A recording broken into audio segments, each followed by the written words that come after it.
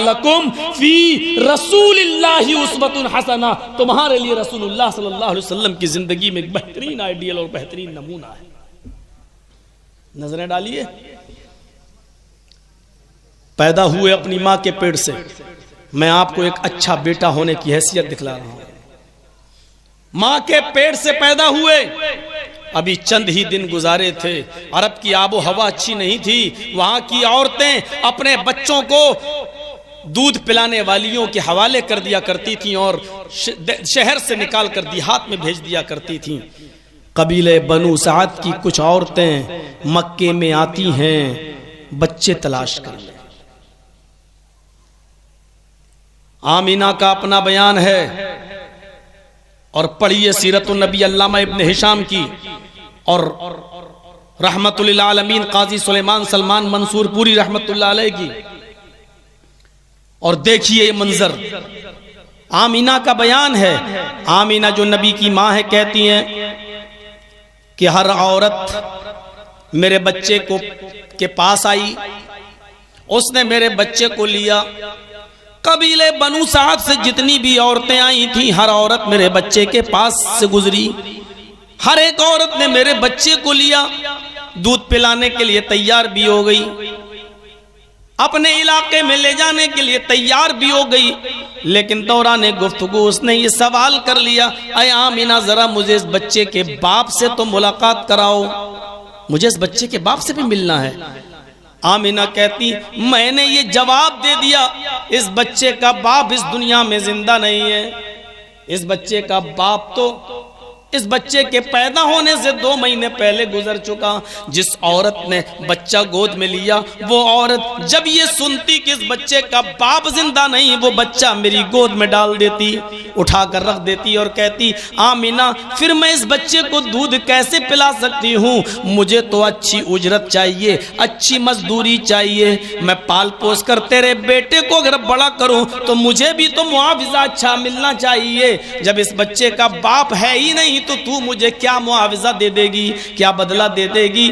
ہر عورت نے میرے بچے کو لیا، جب سنا کہ اس بچے کا باپ زندہ نہیں، رکھ دیا میری گود میں۔ آگے کا بیان ہے آمینہ کا، حلیمہ بھی میرے پاس سے گزری، حلیمہ نے بھی میرے بچے کو گود میں لے لیا، لیکن جب اس نے سنا کہ اس بچے کا باپ زندہ نہیں تو حلیمہ نے بھی میری گود میں بچہ رکھ دیا۔ ساری عورتیں پھر مکے میں اور بچے ڈھونڈنے لگی، تلاش کرنے لگی، حلیمہ بھی ڈھونڈنے لگی۔ ساری عورتوں کو بچے مل گئے، حلیمہ کو پورے مکہ میں کوئی بچہ نہیں ملا۔ ساری عورتوں کو بچے مل گئے، حلیمہ کو کوئی بچہ نہ ملا۔ میں اس کو تھوڑا سا الٹا بھی بول سکتا ہوں، مکے کے سارے چھوٹے چھوٹے بچوں کو دودھ پلانے والی ہدایائیں مل گئیں، لیکن محمد کو کوئی ہدایہ نہ ملی۔ حلیمہ لوٹ کر آئی، اس نے سوچا شرمندگی سے بچنے کے لیے کہ میری سہیلیاں مجھے تانے نہ ماریں کہ دیکھو اس کو کوئی بچہ نہیں ملا، خالی ہاتھ آئی اور خالی ہاتھ جا رہی، چلو اس بچے ہی کو لے لیتے ہیں، شاید اللہ اس میں کوئی برکت دے دے۔ حلیمہ کہتی ہے کہ میں نہ چاہتے ہوئے بھی شرمندگی سے بچنے کے لیے میں نے آمینہ سے کہا لاؤ وہ بچہ مجھے دے دو۔ آمینہ نے وہ بچہ دے دیا۔ حلیمہ سعدیہ بیان دیتی ہے اپنا کہ جیسے میں اس بچے کو لے کر سواری پر بیٹھی اور میں اپنے دیہات کی طرف، اپنے گاؤں کی طرف، اپنے قبیلے کی طرف چلنے لگی، میری سواری ہوا سے باتیں کرنے لگی، جس کو ہم اپنی زبان میں بولتے ہیں۔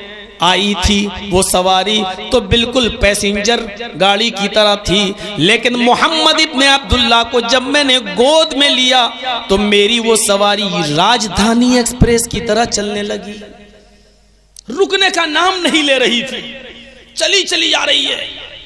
حلیمہ کی سہیلیاں پیچھے سے چیختی ہیں اے حلیمہ ذرا رک جا، اے ابو زعیب کی بیٹی ذرا رک جا، اے بنت ابو زعیب ذرا رک جا, مجھے بھی تو اپنے پاس آ جانے دے, ساتھ میں آئی تو چھوڑ کے کیوں جا رہی ہے؟ جب راستے میں تیری اونٹنی بیٹھ جاتی تھی آتے وقت تو ہم تیرا ساتھ دیتے تھے, اب تو میرا ساتھ بھی دینے کے لیے تیار نہیں. کیا یہ وہی سواری ہے جس سواری کو تو لے کر آئی اور راستے میں یہ بیٹھ جایا کرتی تھی؟ حلیمہ پیچھے مڑ کے کہتی ہے ہاں یہ وہی سواری ہے, پتہ نہیں کیا ہو گیا ہے, یہ ہوا سے باتیں کیسے کر رہی ہے, اتنی تیز کیوں بڑھ رہی ہے, رکنے کا نام کیوں نہیں لیتی ہے, اس سواری کو کیا ہو گیا؟ اور پھر حلیمہ کا اپنا بیان ہے, قاضی سلیمان منصور پوری نقل کرتے ہیں. حلیمہ چیختی ہوئی کہتی ہے با خدا مجھے تو اس بچے میں ہی کوئی برکت نظر آتی ہے, مجھے تو اس بچے کا ہی کوئی چمتکار نظر آتا ہے. پھر حلیمہ نے اس بچے کو جس طرح پالا, حلیمہ کی اپنی بکری اتنا دودھ نہیں دیتی تھی کہ وہ حلیمہ کی اپنی بیٹی پیٹ بھر کے دودھ پی سکے. حلیمہ کو تشویش تھی کہ اب تو میرے دو بچے ہو گئے, ایک تو میری اپنی بیٹی اور دوسری محمد, میری بکری میری بیٹی کے پیٹ بھرنے کا دودھ نہیں دیتی, اب محمد کا بھی پیٹ بھرنا کیسے بھروں؟ برتن لیتی ہے, پڑھی الرحیق المختوم, آگے بڑھتی ہے اور جیسے ہی اس نے بکری کے تھن سے دودھ نکالنا شروع کیا, خشک تھنوں سے ایسے دودھ نکلنا شروع ہوا جیسے ساون بھادوں کی بارش ہو رہی ہو, پانی کی طرح دودھ گرنے لگا اور برتنوں کی برتن بھرنے لگے.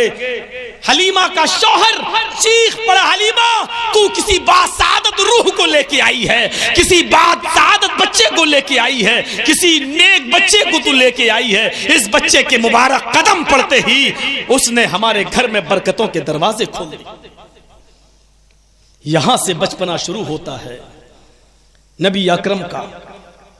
اور پڑھیے الرحیق المختوم میں 6 سال اور قاضی سلیمان سلمان منصور پوری رحمت اللہ علیہ کی تحقیق کے مطابق 4 سال جب اللہ کے نبی وہیں رہ رہے ہیں اور حلیمہ سعدیہ کے پاس ہیں, اور جنگل میں بکریاں چرانے کے لیے حلیمہ کی بیٹی گئی تھی اور محلے کے قبیلے کے بہت سے لوگ محمد کو بھی اپنے ساتھ لے گئی, اور وہاں شق صدر کا جو معاملہ پیش آیا, ایک فرشتہ انسانی شکل میں آیا اور اس نے پوچھا تمہارا نام کیا ہے؟ آپ نے اپنے انداز میں کہا محمد.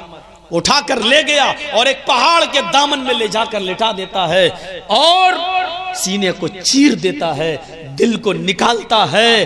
اور اللہ کے نبی بیان کرتے ہیں کہ اس نے جو ایک خراب قسم کا لوتھڑا تھا دل سے, اس لوتھڑے کو نکالا اور پھینک دیا.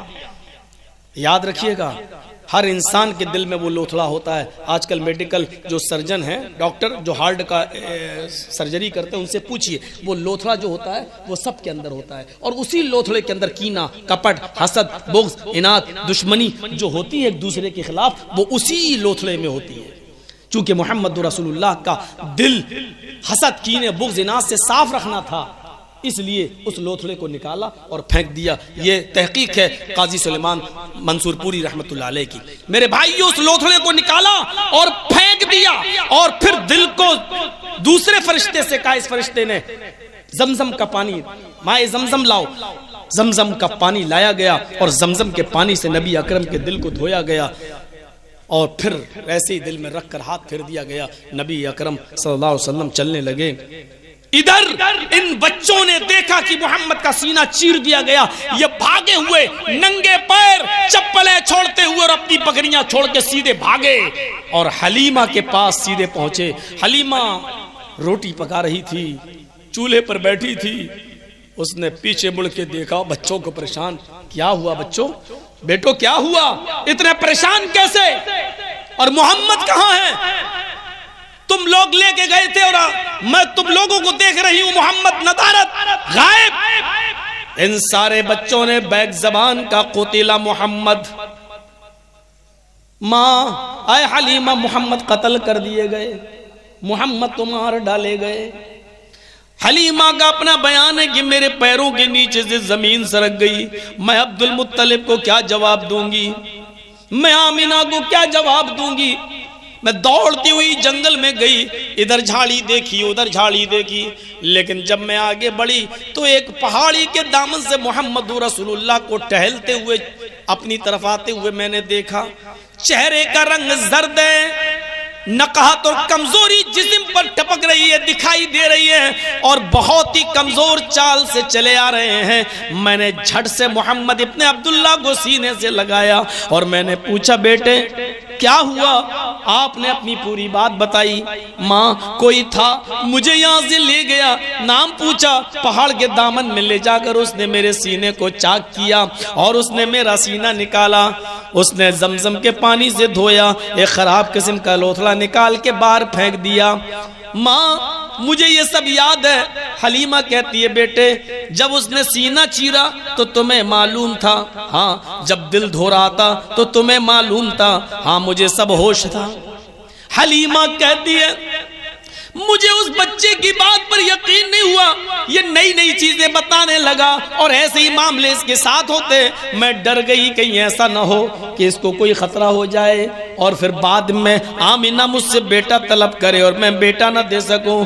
میں پھر محمد کو اس کی ماں کے حوالے کر کے آ گئی اور یہ کہہ کر آئی آمینہ میرا دل تو نہیں چاہتا کہ اس بچے کو واپس کروں، اس نے تو خیر و برکت کے دروازے میرے گھر میں کھول دیے ہیں، لیکن ایسی ایسی چیزیں بتاتا ہے، ایسی ایسی باتیں بتاتا ہے، ایسے ایسی چمتکار بتاتا ہے کہ مجھے ڈر ہے اگر تیرے بیٹے کو کچھ ہو گیا تو پھر میں کیا جواب دوں گی، اب تم اپنا بیٹا سنبھالو۔ آمینہ کا بیان ہے میں 6 سال کے تھے محمد، میں یثرب لے گئی، اب سنیے منظر، میں یثرب لے گئی، میرے ماں باپ کا گھر یثرب میں تھا، مدینے میں تھا، میں محمد کو ان کے ماموں ممانی کے پاس لے گئی، میں ان کو ان کے ننیال میں لے گئی، 1 مہینہ مدینے میں ہم لوگ رہے اور پھر وہاں سے ہم واپس لوٹے مکے کی طرف، میں اپنی سسرال کی طرف آ رہی تھی، مکے کی طرف آ رہی تھی۔ مدینے سے کچھ گزرنے کے بعد ہم مقام ابوا پر پہنچے، میرے بیٹے کی عمر 6 سال تھی۔ میں نے کہا بیٹے کیا تم اپنے ابو کی قبر دیکھو گے؟ 6 سال کا بچہ اب اچھی طرح جانتا ہے کہ موت کیا ہوتی ہے اور مرتے ہیں انسان تو پھر کبھی زندہ نہیں ہوتے ہیں۔ 6 سال کے بچے محمد ابن عبداللہ، ماں آمینہ لے کر گئی مقام ابوا پر، ان کے باپ کی قبر کو دکھایا۔ آپ نے اپنے باپ کی قبر کو دیکھا تو آنکھوں میں آنسو آ گئے۔ آپ اتنا تو سمجھ چکے تھے اس جگہ پر میرے باپ جو سو رہے ہیں اب کبھی زندگی میں یہاں سے اٹھیں گے نہیں، جو یہاں چلا جاتا ہے وہ دوبارہ نہیں اٹھتا۔ اپنے بچپن کا واقعہ بتاتے ہوئے نبی اکرم نے بیان کیا میں اپنے باپ کی قبر کو دیکھ رہا تھا اور میرے آنکھوں میں آنسو تھے، ادھر میری ماں اپنے شوہر کی جدائی کو برداشت نہ کر سکی اور میرے باپ کی قبر کو دیکھتے ہی دیکھتے غشی طاری ہوئی اور زمین کی اوپر گری۔ جیسے ہی میری ماں زمین کی اوپر گری میری ماں کی روح قفس عنصری سے پرواز کر گئی۔ میں 6 سال کا تھا، اپنے باپ کی قبر کو دیکھتے دیکھتے میں نے اپنی ماں کو بھی دیکھ لیا کہ وہ بھی مجھے چھوڑ کر دادے مفارقت دے گئی، وہ بھی مجھے چھوڑ کر اس دنیا سے چلی گئی۔ بیٹے ہونے کی حیثیت سے دیکھیے جب آپ بڑے ہوئے یہاں تک کہ نبی بنے اور پیغمبر بنے، ایک دن آپ نے اپنے رب سے دعا کی اور اجازت طلب کی۔ مسلم کتاب الجنائز کے صفحات پر یہ منظر دیکھا جا سکتا ہے، اے اللہ مجھے اپنی ماں کی دعائے مغفرت کرنے کی اجازت دے دے، اے اللہ مجھے اس بات کی اجازت دے کہ میں اپنے ماں کے لیے مغفرت کی دعا کروں جس کو اللہ تعالیٰ نے ریجیکٹ کر دیا۔ اے محمد صلی اللہ علیہ وسلم تم ہمارے نبی ضرور ہو، پیغمبر ضرور ہو، لیکن رب تو میں ہوں، ضروری نہیں کہ تمہاری ہر دعا کو میں قبول کروں۔ تم اپنی ماں کی دعائے مغفرت کی اجازت مانگ رہے ہو، میں اس کی اجازت تمہیں بالکل نہیں دے سکتا۔ تب اللہ کے نبی نے کہا اے اللہ اگر ماں کے لیے دعائے مغفرت کی اجازت نہیں دیتا تو کم سے کم مجھے میری ماں کی قبر کی زیارت کی اجازت دے دے کہ میں اپنی ماں کی قبر کو دیکھ لوں. جس کی اجازت مل گئی. نبی اکرم صلی اللہ علیہ وسلم اپنی ماں کی قبر کو دیکھتے ہیں. دیکھ کر ماں کی محبت اور ماں کا بچپنے میں خدمت کرنا اور ماں کا پالنا پوسنا اور ماں کی وہ محبت یاد آ جاتی ہے. اتنا روئے اپنے ماں کی قبر پر جا کر, اتنا روئے, اتنا آنسو بہائے کہ آپ کو روتا ہوا دیکھ کر آپ کے صحابہ بھی رونے لگے. آپ کے ساتھ جتنے صحابی تھے ان کے بھی آنکھوں میں آنسو آ گئے. ایک لائق اور ایک اچھا بیٹا ہونے کا حق نبھایا. میرے بھائیوں, جب ماں بھی اس دنیا سے چلی جاتی ہے تو چچائی باپ کے درجے میں ہوتا ہے, اور ایک بچہ اپنے چچائی کو اور چچی کو ہی اپنی ماں اور باپ سمجھتا ہے. محمد ابن عبداللہ نے اپنے چچا کو اپنے باپ کے درجے میں رکھا. اور پھر دیکھیے آپ نے کئی جگہ یہ فرمایا بھی تھا, جب عباس کے پیروں میں بیڑیاں پڑی ہوئی تھیں اور پیر پھیلاتے تھے, بدر کے دن جب قید کیے گئے پیر پھیلاتے تھے تو وہ ان کو تکلیف ہوتی تھی تو نبی کی آنکھوں میں آنسو آ جاتے تھے. صحابہ نے پوچھا آپ کیوں رو رہے ہیں؟ تو آپ نے یہی کہا تھا کہ یہ عباس میرا چچا ہی نہیں, سنوابی, عباس میرے باپ کے درجے میں شامل ہیں, یہ میرے باپ کا درجہ رکھتے ہیں. جب انہیں تکلیف ہوتی ہے تو مجھے بھی تکلیف ہوتی ہے. جب یہ پیر پھیلانے میں جب یہ درد محسوس کرتے ہیں تو مجھے بھی درد ہوتا ہے. 12 سال کی عمر میرے چچا کے اوپر میری پرورش کا بوجھ, کیوں نہ میں ان کے بزنس مین کا ساتھ دوں. ملک شام تجارت کے لیے جانے لگے, اپنے چچا کے ساتھ سفر بھی کرنے لگے, آپ کا ہاتھ بٹانے لگے. اپنے چچا کی پرورش میں اور ان کی روزی روٹی میں, معاشی حیثیت کو برقرار رکھنے میں محمد رسول اللہ صلی اللہ علیہ وسلم نے بچپن میں اپنی بکریاں بھی چرائیں اور اجرت پر مزدوری پر بکریاں چرائیں, اور جو قیمت جو معاوضہ ملتا وہ اپنے چچا کو دے دیتے. میرے بھائیوں 25 سال کی عمر تک آپ بکریاں چراتے رہے, یہ بزنس کرتے رہے, اور 24 اور 25 سال کے درمیانی وقفے میں امانت داری کا نام سنتی ہیں حضرت خدیجہ جن کے 2 شوہر انتقال کر چکے تھے.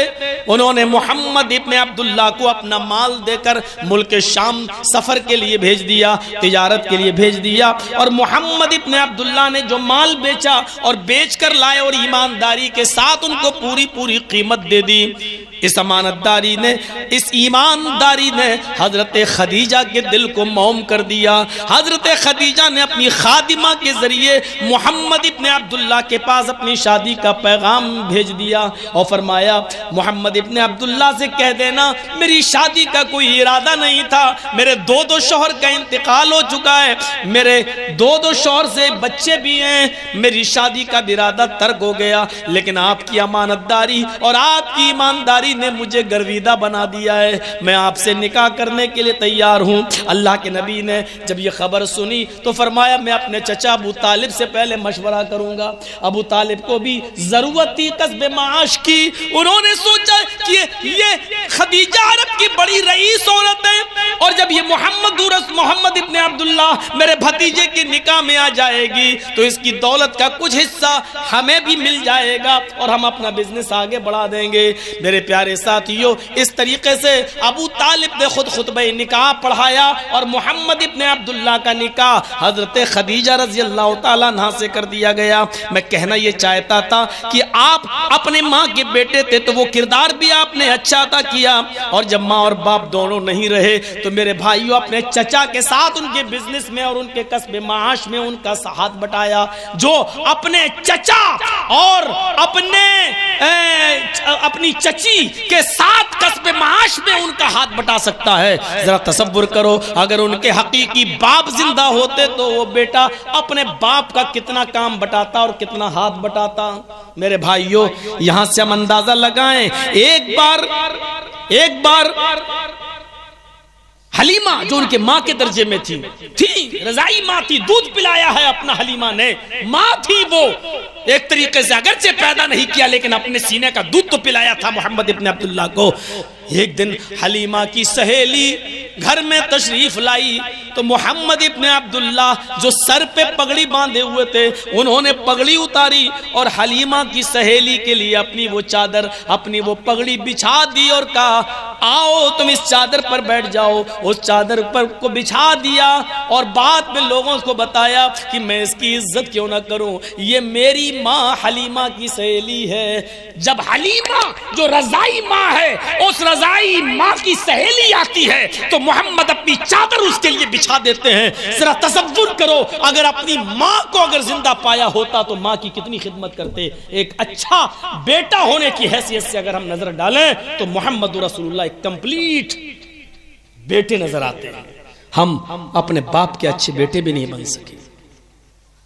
آج پوچھو اچھے بیٹے ہو تو اتنے لوگ یہاں بیٹھے ہوئے ہیں نا، ان میں سے ایک دو ہی ایسا ملے گا جو یہ کہہ دے کہ عشاء کے بعد میں جا کے بستر پہ سو جاتا ہوں، ورنہ رات میں 12 اور 1 اور 2 بجے تک سب واٹس ایپ اور میسنجر چلاتے ہوئے نظر آتے ہیں، گھومتے ہوئے نظر آتے ہیں۔ باپ کہہ کے تھک چکا، ماں سمجھا کے تھک چکی بیٹے جلدی آیا کرو، لیکن آج تک اپنے ماں اتنی سی بات نہیں مانی جا رہی ہے اپنے ماں باپ کی۔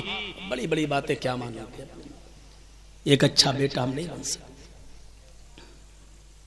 ایک اچھے بیٹے ہونے کی حیثیت سے ہم نے ایک چھوٹا سا منظر کھینچا ہے، چونکہ مجھے بہت سی حیثیتیں دکھانا ہے اس لیے صرف ایک ہی چیز پر ہم نہیں چلیں گے۔ بیٹے کے بعد اب آتا ہے شوہر کا نمبر۔ شوہر کے بعد آدمی پہلے شوہر بنے گا تب باپ بنے گا۔ بیٹے اچھے بن کر دکھا دیے، ایک اچھے شوہر کی حیثیت سے دیکھیے۔ آج کورٹوں میں جاؤ، کچہریوں میں جاؤ تو آپ کو سب سے زیادہ مقدمے طلاقوں کے نظر آئیں گے، طلاقوں کے۔ کیوں؟ ہم نے نبی اکرم کی ازدواجی زندگی پر نظر نہیں ڈالی۔ تقابل کیسے کریں اور کس سے تقابل کیا جائے؟ عیسیٰ علیہ السلام شادی ہی کرتے ہوئے نظر نہیں آتے۔ عیسائیوں سے کون سا سوال کیا جائے کہ بتاؤ تمہارے یہاں شادی کیسے کی جاتی ہے، شادی کا طریقہ کیا ہونا چاہیے؟ ان کے پاس جواب نہیں ہے۔ کہاں سے جواب؟ مہاویر جی نے شادی نہیں کی،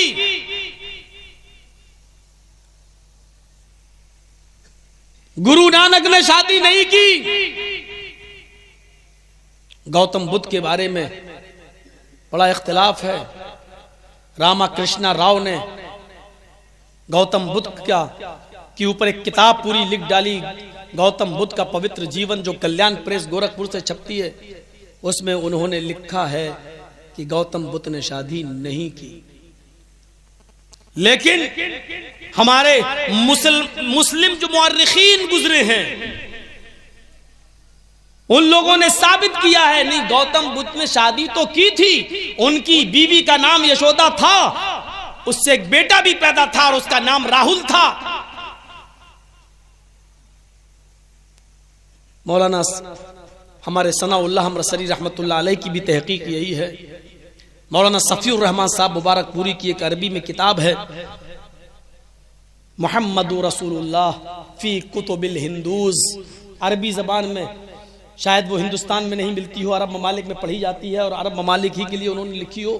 اس میں بھی انہوں نے لکھا ہے کہ گوتم بدھ کا بیٹا تھا اور گوتم بدھ کی بیوی تھی، لیکن ایک ہی بیٹے کے بعد انہوں نے اپنی بیوی اور بیٹے کو چھوڑ کر جنگل میں جا کر ایک رہبانیت کی زندگی اختیار کی اور پوری زندگی انہوں نے جنگل میں گزار دی۔ یہ لوگوں سے کیا آئیڈیل اور کیا لیا جا سکتا ہے؟ ایک اچھا شوہر بن کر نہیں دکھا سکے، اپنی بیوی کو چھوڑ کے اور اپنے بیٹے کو چھوڑ کے جنگل میں چلا جانا اور اپنے بیٹے اور بیوی پر کو بوجھ بنا دینا، یہ کہاں کا کی انسانیت ہے؟ آپ کتنے بڑے مہان پروش بن سکتے ہیں الگ رہ کر، لیکن محمد رسول اللہ کی زندگی جب آپ پڑھیں گے تو ہمیں حدیثیں یہ بتلاتی ہیں کہ نماز کے ساتھ ساتھ، عبادت کے ساتھ ساتھ اگر مسجد سے نکل جاتے ہو اور اپنی بیوی اور بچوں کو کھلانے پلانے اور ان کی پرورش کے لیے اگر آپ محنت کرتے ہو، مزدوری کرتے ہو، دیواریں چنتے ہو، گھر و مکان بناتے ہو، رکشہ چلاتے ہو، ٹیکسی چلاتے ہو، تو ہمارے نبی اس کو بھی عبادت کا حصہ جوڑتے ہیں اور اس کو بھی عبادت بتاتے ہیں۔ میرے بھائیوں، قرآن اعلان کر رہا ہے فَإِذَا قُضِيَتِ الصَّلَاةُ فَانْتَشِرُوا فِي الْأَرْضِ وَابْتَغُوا مِنْ فَضْلِ اللَّهِ۔ جب جمعے کی نماز تم ادا کر لو اور پڑھ لو تو اب فضول میں مسجد میں مت بیٹھو۔ اب کیا کر رہے ہو تم مسجد میں بیٹھ کر؟ اب مسجد سے نکلو اور اللہ کا رزق تلاش کرو، اللہ نے جو روزی اتاری ہے اس روزی کو تلاش کرو، عبادت کرو اور روزی تلاش کرو۔ اس عبادت کے بعد روزی کا حکم دیا، یہ نہیں کہا کہ کسی جگہ بیٹھ جاؤ اور ایک جنگل میں چلے جاؤ، رام رام رام رام رام رام، اللہ اللہ اللہ اللہ کی رٹ لگاؤ۔ ایسے لوگوں کے بارے میں تو میں کہتا ہوں جہاں یہ ملے ان کو الٹی چھری سے کاٹو، بوجھ ہے قوم کے اوپر، سماج کے اوپر، سوسائٹی کے اوپر بوجھ ہے۔ ان کا دوسرا نام ہے حرام خور۔ میرے پیارے ساتھیوں، ہمیں نبی اکرم کی زندگی سے سیکھنا چاہیے۔ اچھا شوہر بن کے دکھایا، شوہر بھی ایسا، کون کون سی مثالیں آپ کو دی جائیں، کوئی بیوی نبی کو چھوڑنے کے لیے تیار نہیں، اور کوئی بیوی یہ بھی نہیں چاہتی کہ مجھ سے زیادہ ٹائم کسی اور کو دیا جائے۔ اور ایک دن زینب کے ہاں تھوڑا زیادہ بیٹھ گئے تو ساری بیویوں نے مشورہ کیا، اچھا اتنا تھوڑا سا زیادہ ٹائم؟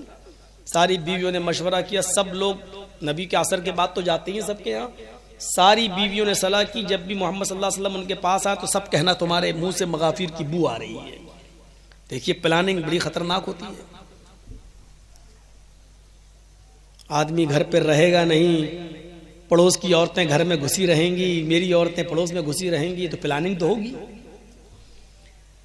نبی اکرم کی ساری بیویوں کے حجرے قریب قریب، پلاننگ، جیسی نبی آئے تو کہنا مغافیر کی بو آ رہی ہے، اور جیسی سب کہہ رہے ہیں آپ کے منہ سے بو آ رہی، ہاں نہیں تمہارا وہم ہے۔ دوسری بیوی کے ہاں گئے، اس نے بھی وہی کہا، تیسری نے بھی وہی کہا، چوتھی نے بھی وہی کہا، پانچویں نے۔ اللہ کے رسول نے کہا اچھا بہت آسان ہے علم غیب کا فتویٰ لگا دینا، ٹھونک دینا۔ اللہ کے نبی نے کہا اچھا تو حقیقت میں آ رہی ہوگی میرے منہ سے، ساری بیویاں کہہ رہی ہیں۔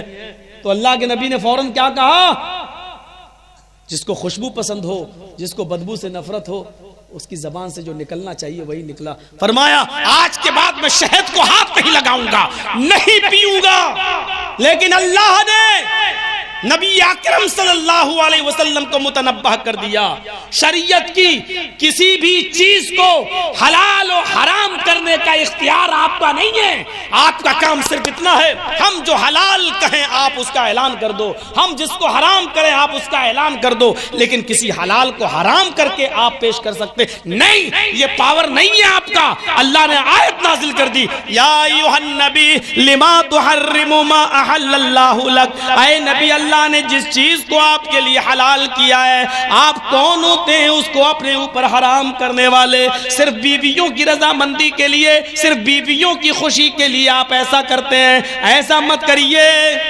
اللہ نے جب بتایا تب پتا چلا کہ بیویوں کی سازش تھی۔ وہی تو میں نے کہا بھائی، جو چیز بتا دی جائے تو پھر وہ علم غیب نہیں کہلاتی ہے۔ چلیے کوئی بیوی چھوڑنے کے لیے تیار نہیں ہے، ذرا منظر دیکھیے، ہر بیوی تعریف کر رہی ہے۔ حضرت عائشہ صدیقہ چرخہ کاٹ رہی ہیں، چرخہ سوت دھاگا چرخہ کاٹ رہی ہیں، اور اللہ کے نبی کا جوتا پھٹ گیا۔ منظر دیکھیے، نبی اکرم کا جوتا پھٹ گیا، آپ اپنے ہاتھ سے اپنے جوتے کو ایسے ٹانک رہے ہیں سوئی سے۔ ایسا نبی، ایسا نبی اپنے ہاتھ سے جوتا ٹانگنے میں شرم محسوس نہیں، میرا کام ہے کر لیں۔ اپنی جیب میں 1-1 لاکھ روپے کا پین لگانے والے، یہ ہمارے آئیڈیل اور بن رہے ہیں، آج جانے دی جا رہی ہیں ان کے لیے۔ اپنے ہاتھ سے اپنا جوتا ٹانک رہے ہیں، اور جوتا ٹانکتے ٹانکتے پسینہ آپ کی پیشانی پر آ گیا، اور پسینہ آتے ہی پسینے کی 2-4 بوندیں ٹپک کر زمین کی اوپر گری۔ حضرت عائشہ چرخہ کاٹ رہی تھی، کاٹتے کاٹتے رک گئیں اور مسکرانے لگی۔ نبی کے چہرے سے، پیشانی سے پسینے کی ٹپکتی ہوئی بوندیں جو گر رہی تھی زمین پر، اس کو دیکھ رہی ہے کہ اس میں سے نور چمک رہا ہے، روشنی چمک رہی ہے۔ رک گیا چرخہ، بغور دیکھنے لگی۔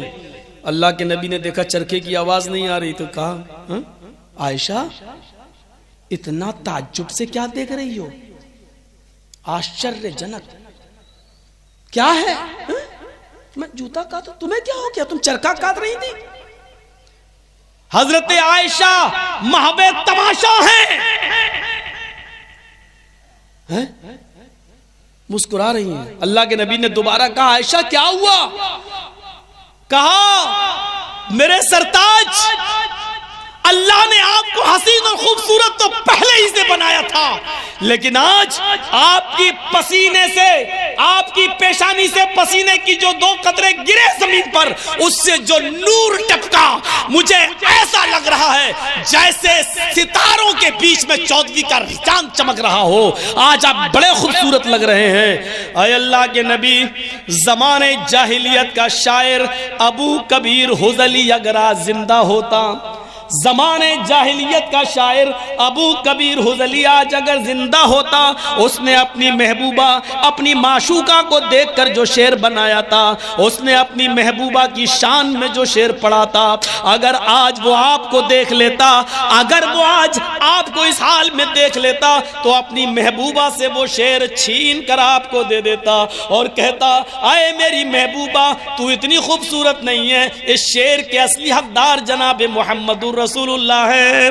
اللہ کے نبی نے کہا عائشہ ذرا مجھے ابو کبیر حذلی کا وہ شعر سناؤ، ابو کبیر حذلی کا وہ شعر سناؤ جو اس نے اپنی محبوبہ کے لیے پڑھا تھا۔ حضرت عائشہ کہتی نہیں۔ اے اللہ کے نبی کیا کریں گے؟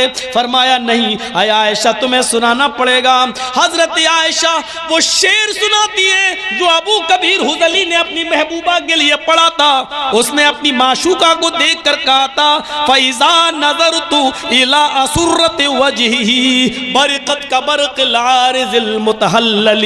اے میری محبوبہ تو اتنی خوبصورت ہے، اتنی خوبصورت ہے کہ اگر تجھے بند کمرے میں، اندھیرے کمرے میں بند کر دیا جائے تو تیرے گال کی روشنی سے، تیرے حسین چہرے کی روشنی سے پورا کمرہ چمک اٹھے۔ اے اللہ کے رسول، اس نے یہ شعر جو اپنی محبوبہ کے لیے پڑھا تھا، آج اگر آپ کو دیکھ لیتا، آپ کے حسن کو دیکھ لیتا، آپ کی خوبصورتی کو دیکھ لیتا، تو میں یقین کے ساتھ کہتی ہوں کہ وہ اپنی محبوبہ سے یہ شعر چھین کر آپ کو دے دیتا، کیونکہ آپ اس شعر کے اصلی حقدار ہیں۔ جانتے ہو اللہ کے نبی نے کیا کیا؟ اللہ کے نبی جوتا چھوڑ کے اڑتے ہیں اور اپنی بیوی عائشہ کو سینے سے لگاتے ہیں، ہگ کرتے ہیں، گلے سے لگاتے ہیں اور ان کی پیشانی کو بوسہ دیتے ہیں اور کہتے ہیں عائشہ میری خوبصورتی سے تو اتنی خوش نہیں ہوئی جتنا خوش میں تیرے جملوں سے ہوا۔ اللہ تجھے خوش رکھے، اللہ تجھے سدا خوش رکھے، اللہ تجھے ہمیشہ خوش رکھے۔ میرے پیارے ساتھیوں، میاں اور بیوی کی اس محبت کے تذکرے آپ کیوں نہیں ہو رہے ہیں؟ آج طلاقوں پہ نوبتیں کیوں آ رہی ہیں؟ آج میاں اور بیوی کا ایک رشتہ ہسبینڈ اور وائف کا نہیں، ایک دوستانہ رشتہ ہوتا ہے۔ اس دوستانہ رشتے کو آپ قائم کیجئے اور محمد رسول اللہ کی طرح ایک اچھا شوہر بننے کی کوشش کیجئے۔ میں یہ نہیں کہہ رہا ہوں کہ بن جاؤ گے، نہیں ہو سکتا ہے، لیکن کوشش کیجئے ہم نبی اکرم صلی اللہ علیہ وسلم کی سیرت طیبہ کے آئینے میں کہ آپ اپنی بیوی کے ساتھ کس طرح رہتے تھے یہ دیکھیے۔ آپ بے فکر رہیے، چاہے کتنی اچھی نبی کی سیرت پیش کر دی جائے، صبح چائے کی ہوٹل پہ چرچے یہی ہوں گے کہ وہابی نبی کو نہیں مانتے۔ آپ بے فکر رہیے،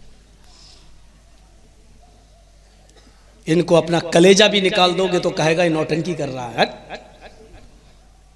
جیسے آج کل ہو رہی ہے نا نوٹنکی۔ بنارس میں اس نوٹنکی کا نام لینا اچھا نہیں لگتا ہے، بہت فعال علاقہ ہے، دیش کا سب سے بڑا چوکیدار یہیں سے گیا ہے، حساس علاقہ ہے۔ میرے بھائیوں تصور کریے آپ، میاں اور بیوی کے اس رشتے کو دیکھیے. اور دوستانہ تعلق صرف ہسبینڈ وائف نہیں گئے گھر میں گئے تو بیتوکی بال بکھرے پڑے ہیں, کچن میں گئی ہوئی ہے, برتن مانج کے نکلی ہے, کپڑے میں بدبو آ رہی ہے. شوہر کا استقبال ایسے ہوگا گھر میں؟ سیکھو. نبی اکرم صلی اللہ علیہ وسلم ایک سفر میں ہے اور آپ کا اصول تھا سفر میں آپ اپنی کسی نہ کسی بیوی کو لے کر جاتے تھے. حضرت عائشہ کی باری تھی, عائشہ کو لے کر جا رہے تھے. حضرت عائشہ صدیقہ کو لے کر اللہ کے نبی سفر پہ ہیں. اور بھی صحابہ ہیں لیکن صحابہ آگے نکل گئے, اللہ کے رسول اور عائشہ پیچھے ہیں. اللہ کے رسول نے کہا عائشہ اس وقت نہ تمہیں کوئی دیکھ رہا ہے نہ مجھے کوئی دیکھ رہا ہے, ہم تم دونوں اکیلے ہیں, ہمارے صحابہ آگے چلے گئے ہیں, چلو تھوڑا سی انجوائے کرتے ہیں. تھوڑا سا میاں بیوی ہیں, میں بتانا چاہ رہا ہوں کہ دیکھیے تعلق کیا ہوتا دوستانہ میاں بیوی کے درمیان. چلو انجوائے کرتے. حضرت عائشہ نے کہا کیسا انجوائے؟ کہ چلو اس باغیچے میں, اس کھیت میں, اس جنگل میں تھوڑا دوڑتے ہیں, کون آگے نکلتا ہے, چلو ذرا موج مستی جس کو ہم اپنی زبان میں بولتے ہیں انجوائے, چلو آؤ کرتے ہیں میاں بیوی کے ساتھ. لیکن یاد رکھنا اللہ کے رسول دوڑے ضرور تھے لیکن صحابہ نہیں دیکھ رہے تھے. جب آگے بڑھ گئے تب آپ مقابلے کے لیے مت لے جانا کہ تیری بیوی زیادہ خوبصورت یا میری بیوی. تو نے بمبئی کا پرفیوم لگوایا ہے, میں سعودیہ سے لے کے آیا ہوں, دیکھ میری بیوی کی خوشبو زیادہ تیز ہے کہ تیری بیوی. یہ مقابلے کے لیے نہیں, آج یہی مقابلے ہو رہے ہیں. دوڑے, دونوں دوڑے. اللہ کے نبی صلی اللہ علیہ وسلم پیچھے رہ جاتے ہیں اور حضرت عائشہ آگے نکل جاتی ہیں. حدیث کے الفاظ ہیں, حضرت عائشہ مارے خوشی کے اچھلنے لگتی ہیں اور کہتی ہیں میں کامیاب ہو گئی, میں جیت گئی, انا ناجحہ یا رسول اللہ, اے اللہ کے رسول میں کامیاب ہو گئی, میں کامیاب. بہت خوشی ہوتی ہے عورتوں کو, فطری چیز ہے. حضرت عائشہ بھی عورت تھی, جیت گئی, خوش ہو رہی. 2-3 سال کے بعد پھر سفر میں حضرت عائشہ کا نمبر آ گیا. حضرت عائشہ پھر سفر میں اللہ کے نبی کے صحابہ آج بھی آگے نکل گئے, اسی جگہ سے پھر گزر ہو رہا ہے. یہ تقریباً 2 سال کے بعد یا 3 سال کے بعد کا واقعہ ہے. اللہ کے نبی نے کہا عائشہ کچھ یاد آیا؟ حضرت عائشہ کہتی ہاں. کیا؟ کہ یہی وہ جگہ ہے جہاں ہم اور آپ دوڑے تھے. ہاں. عائشہ چلو آج پھر انجوائے کرتے ہیں, آج پھر دوڑتے ہیں, دیکھو کون آگے نکلے. کیسی خوش دل لگی ہو رہی ہے. میاں اور بیوی کے درمیان کیسا معاملہ ہے, دوستانہ کیسا تعلق ہے. آج بھی دونوں دوڑ لگا رہے ہیں, دونوں آگے کی طرف بڑھنا چاہتے ہیں, ایک دوسرے سے آگے نکلنا چاہتا ہے. لیکن اس مرتبہ کی دوڑ میں, دوسری بار کی دوڑ میں, 2 سال یا 3 سال کے بعد ہونے والی دوڑ میں اللہ کے نبی آگے نکل گئے اور حضرت عائشہ پیچھے رہ گئی. اللہ کے نبی نے کہا عائشہ آج تو میں جیت گیا. جی ٹھیک ہے, سمجھ گئے. وہ شوہر ہی کیا جو بیوی کے جملوں سے سمجھ نہ پائے کہ ناراض ہے یا خوش ہے. حالانکہ وہ ناراضگی ظاہر نہیں ہونے دے رہی ہیں, لیکن شوہر کا تجربہ اتنا زیادہ ہو چکا ہے بیوی کے ساتھ رہ کر کہ وہ سمجھ رہے ہیں نہیں میری بیوی کو تکلیف ہو گئی ہے. عائشہ کچھ ہوا؟ نہیں ٹھیک ہے. عائشہ جانتی ہو پہلے تم کیوں جیتی تھی, اب کیوں ہاری ہو؟ ہمیں میں کیا جانوں, پہلے تم پتلی دبلی تھی. حدیث کے الفاظ تو یہ ہے کہ تمہارا ایک ہیرا بدن تھا, چھریرے بدن کی تھی, تم پھرتیلی تھی, پتلی دبلی تھی, دوڑتے ہوئے آگے نکل گئی. بلکہ حدیث کے الفاظ تو یہ ہے کہ بکری کے بچے کی چھلانگ کی طرح تم آگے نکل گئی, چھلانگ مارتے ہوئے, پتلی دبلی تھی.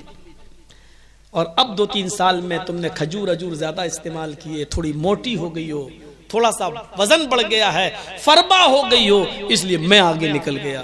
حضرت عائشہ نے کہا ہاں شاید یہی وجہ ہے. نبی پہچان گئے, تجربہ ہے.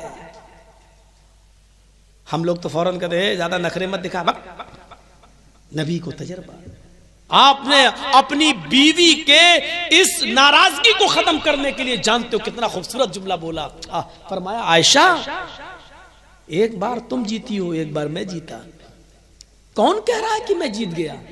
میں جیتا کہاں؟ پہلے تم جیتی، اس مرتبہ میں. میچ تو ڈرا ہو گیا ہے، برابر ہو گیا ہے.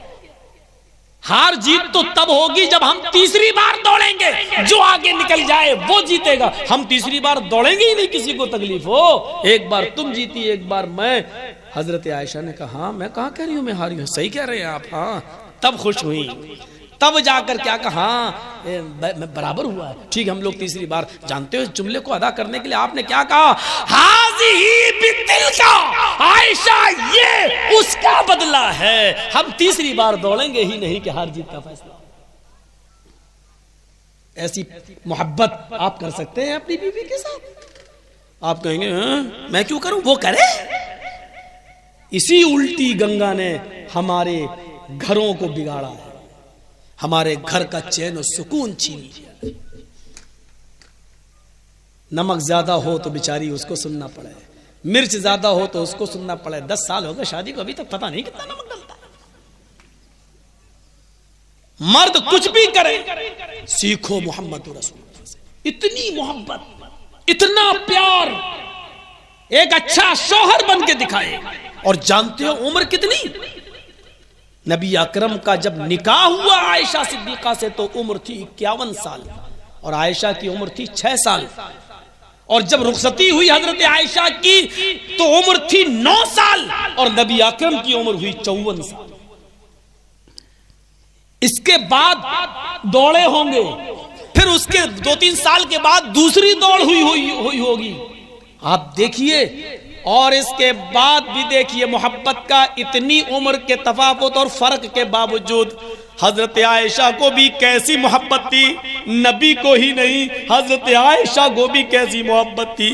ایک دن آپ نے قرعہ ڈالا، 2 بیویوں کا نام نکلا. سفر میں دونوں بیویوں کو لے کے جا رہے ہیں. ان دونوں بیویوں میں ایک کا نام ہے عائشہ اور ایک کا نام ہے حفصہ. ایک کا نام ہے عائشہ، ایک کا نام ہے حفصہ. دونوں بیویاں سفر میں جا رہی ہیں، دونوں بیویاں سفر میں ہیں. اب ان دونوں کے پاس ایک ایک سواری ہے. آپ بیٹھیں گے کس سواری پر؟ قرعہ ڈالا گیا. جب قرعہ اندازی ہوئی تو اس میں عائشہ صدیقہ کا نام نکلا. اللہ کے رسول عائشہ صدیقہ کی سواری پر سوار ہو گئے اور ان کو بھی اپنے ساتھ سوار کر لیا. حضرت حفصہ اپنی سواری کو لے کے چل رہی ہے. چلتے چلتے راستے میں کسی ضرورت کے تحت اللہ کے نبی رکے. حضرت عائشہ نے اپنا اونٹ، اپنی سواری حضرت حفصہ کی سواری سے بدل لی.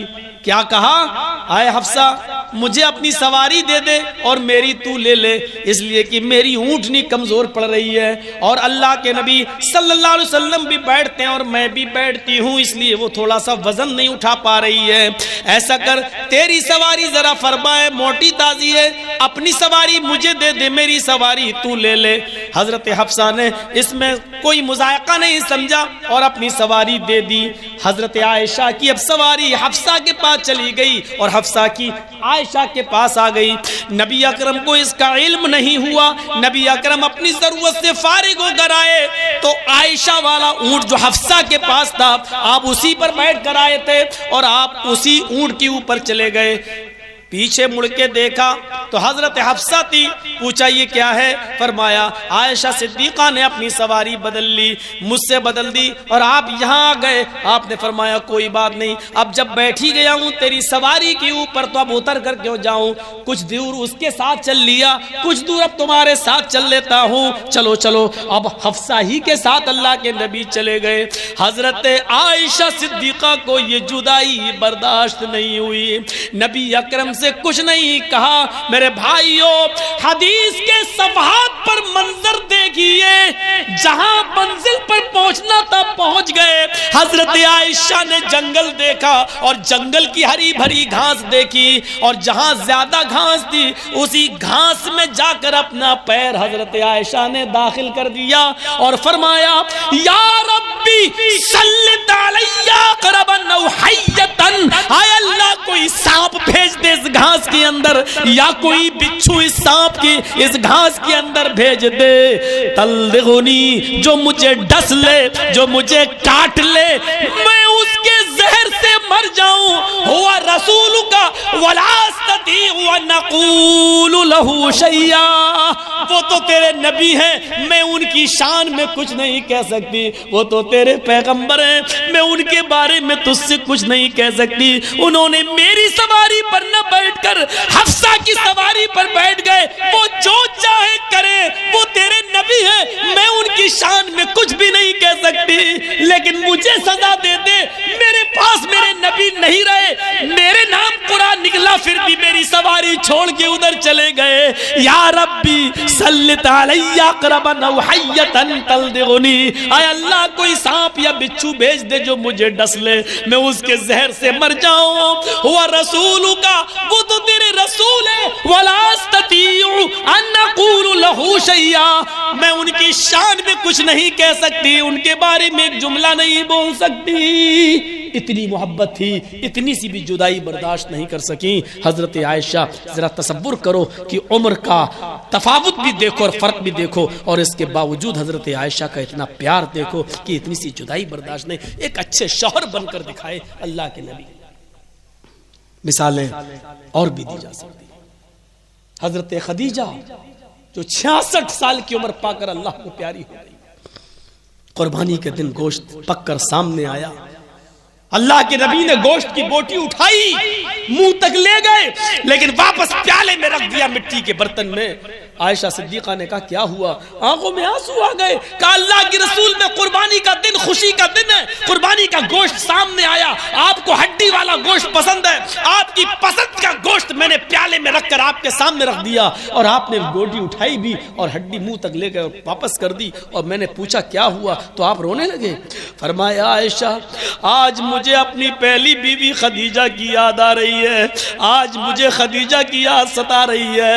عائشہ آج میری پہلی بیوی خدیجہ ہوتی تو آج وہ بھی میرے ساتھ بیٹھ کر کھانا کھاتی، آج قربانی کے خوشی کے دن میں وہ بھی میرے ساتھ ہوتی۔ تصور کرو 66 سال کی عمر میں وہ اللہ کو پیاری ہو گئی، لیکن اس بڑھاپے کے باوجود، اس عمر کے باوجود آپ خدیجہ کا پیار اپنے دل سے نہیں نکال پا رہے ہیں۔ میرے بھائیوں، ایک اچھا شوہر بھی بن کر دکھایا تھا جناب محمد رسول اللہ صلی اللہ علیہ وسلم نے۔ ہم کون سی زندگی لیں گے؟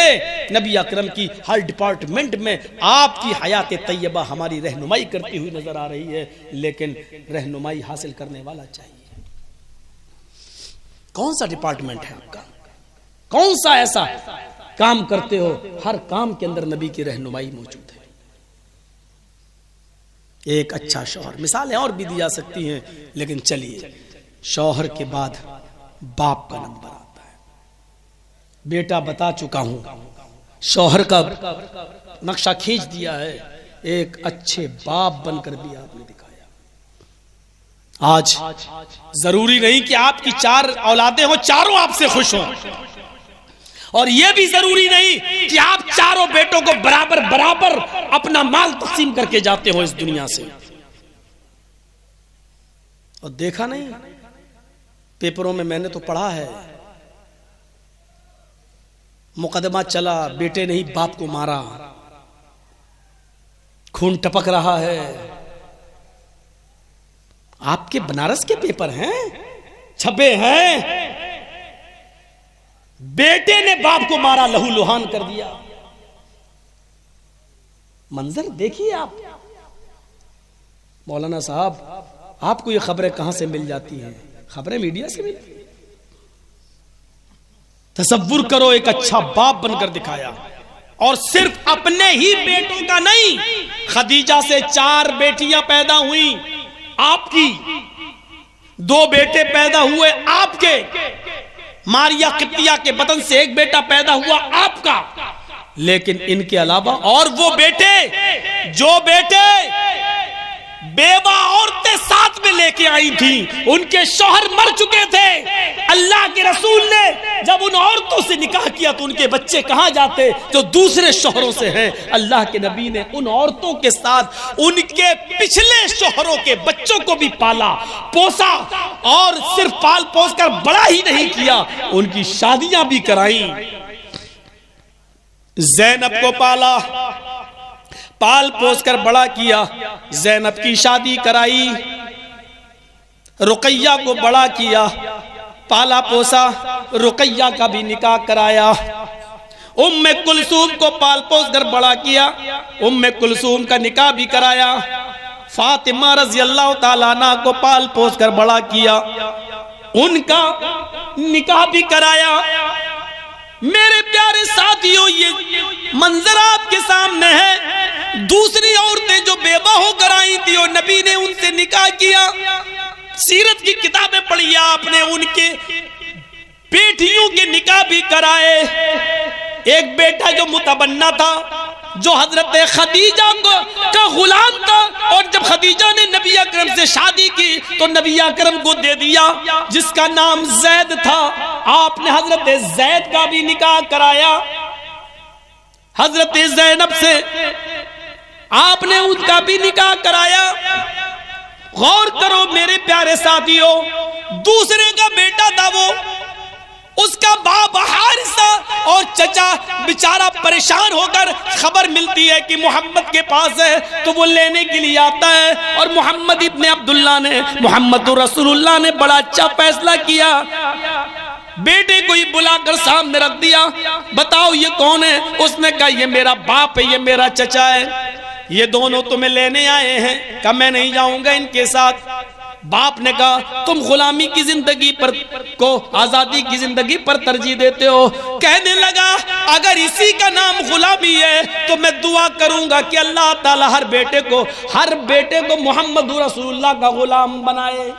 اگر اسی کا نام غلامی ہے تو مجھے گھر میں وہ سکون نہیں ملا جو مجھے محمد رسول اللہ نے دیا۔ خود نہیں کھایا لیکن مجھے بھوکا نہیں سونے دیا، مجھ سے میری حیثیت سے زیادہ کام نہیں لیا، میں کیسے کہہ دوں کہ اس نے میرے ساتھ سوتیلا سلوک کیا۔ باپ نے یہ جملے سنے تو خوش ہوا اور کہنے لگا ٹھیک ہے، جب میرا بیٹا نہیں جانا چاہتا تو آپ رکھیے۔ جب دوسرے کے بیٹے کے ساتھ آپ اپنے کے بیٹے کی طرح سلوک کر رہے ہوں تو اپنے بیٹوں کے ساتھ آپ کا کیا سلوک رہتا اگر وہ بیٹے زندہ ہوتے تو؟ لیکن بدقسمتی کہہ لیجئے یا اللہ کی مشیت اور رضا اور مشیت ہی کہہ لیجئے کہ آپ کے نر بیٹے جو بیٹے تھے وہ زندہ نہیں رہے اس دنیا میں۔ آپ نے شادیاں بھی ساری بیٹیوں کی کرائیں۔ اتنے علماء بیٹھے ہیں، آپ سوال کریے، آپ کے بنارس میں ہندوستان کا سب سے بڑا مرکزی ادارہ ہے جامعہ سلفیہ، آپ وہاں سے فتویٰ منگائیے، پوچھئے اتنی لڑکیوں کی شادی کرائی، دوسری بیویوں کی بیٹیوں کی بھی شادی کرائی، لیکن آپ نے ان شادیوں کو کرنے میں 1 روپے کا، 1 درہم کا، 1 دینار کا بھی کسی سے قرض لیا ہو؟ ساری شادیاں سادگی کے ساتھ ہوئی ہیں لیکن 1 روپے کا قرض نہیں۔ ہمارے پاس 3 بیٹی، 1 بیٹی کی شادی کرانے میں لالے پڑ جاتے ہیں، لاکھوں روپیہ برباد ہو